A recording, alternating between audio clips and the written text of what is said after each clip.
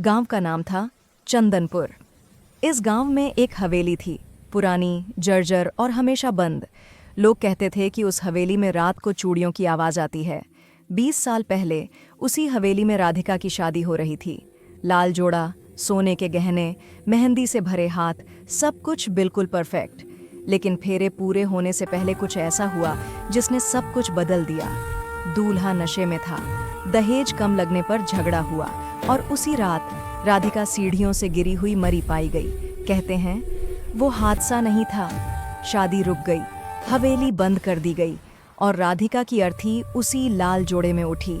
अमावस्या की रात पहली अमावस्या को गांव के चौकीदार ने देखा, हवेली का बंद दरवाज़ा अपने आप खुल गया। दूसरी अमावस्या को किसी ने देखा एक औरत लाल साड़ी में नंगे पांव हवेली से निकलकर अपने मायके की ओर जाती हुई।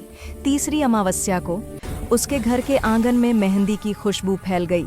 अब सब समझ चुके थे, राधिका लौट रही थी। एक रात की गवाही, मैं उस घर में रहने वाला नया किराएदार था, मुझे कुछ नहीं पता था।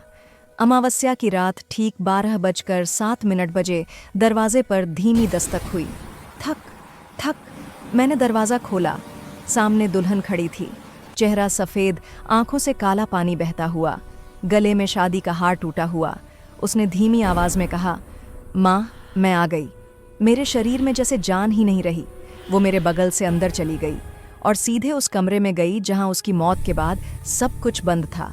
भयानक सच, अगली सुबह पूरा घर खुला था। कमरे में एक पुरानी डायरी मिली। डायरी में लिखा था, मुझे मारा गया मेरे अपने ही घर वालों ने, दहेज के लिए। मेरी आत्मा तब तक लौटेगी जब तक सच्चाई सामने नहीं आएगी। अंत या शुरुआत। आज भी हर अमावस्या को उस घर के दरवाजे अपने आप खुल जाते हैं।